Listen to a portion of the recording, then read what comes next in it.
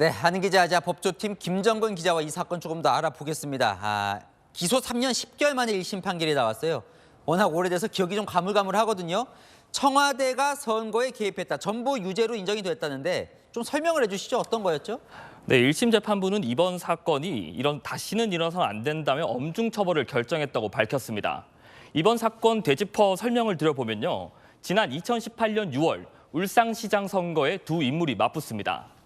한쪽은 문재인 전 대통령의 30년 지긴 친구인 송철호 후보, 다른 한쪽은 당시 울산시장이었던 김기현 후보였습니다. 송철호 후보 측은 선거에 개입할 목적으로 김기현 당시 울산시장에 대한 비위 첩보를 수집해 청와대에 보고합니다. 황운하 당시 울산경찰청장은 이 첩보를 바탕으로 시장실을 압수수색하는 등 수사에 나섰고 결국 송철호 후보가 시장이 됩니다.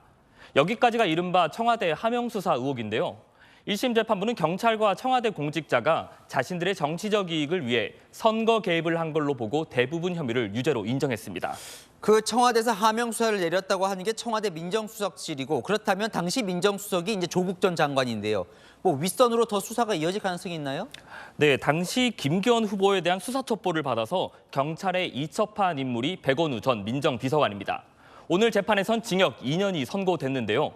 백 전 비서관의 직속 상관이 바로 조국 당시 민정수석과 임종석 당시 대통령 비서실장입니다. 검찰은 처음 이 사건을 기소할 때 두 사람에 대해선 증거 부족으로 불기소 처분을 내렸습니다. 그러면서도 범행에 가담한 강한 의심이 든다고 밝혔는데요. 국민의힘이 서울고등검찰청에 항고장을 내며 재수사를 요청했지만 2년 넘게 결정이 보류된 상태입니다. 1심 재판의 영향을 최소화하기 위해 수사 결정을 미루고 있다는 관측이 많았는데 오늘 결과에 따라 검찰이 재수사에 착수할 가능성도 열린 겁니다.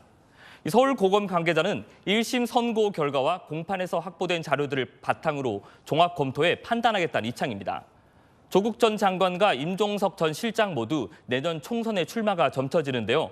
검찰 수사가 민주당 총선 준비에 악재가 될 수 있다는 관측이 나옵니다. 자, 재판부 판단대로 만약에 청와대 선거 개입이 있었다면 그때 선거에서 떨어진 지금 김기현 국민의힘 대표 좀 억울할 것 같은데 오늘 입장을 냈습니까? 네, 김기현 대표는 오늘 선거 직후 입장을 냈는데요. 김 대표는 배후 몸통을 찾아내서 다시는 이런 헌정 파괴 행위가 생기지 않도록 해야 한다면서 당시 청와대 윗선에 대한 재수사를 촉구하고 나섰습니다. 네, 잘 들었습니다. 아는 기자 김정근 기자와 살펴봤습니다.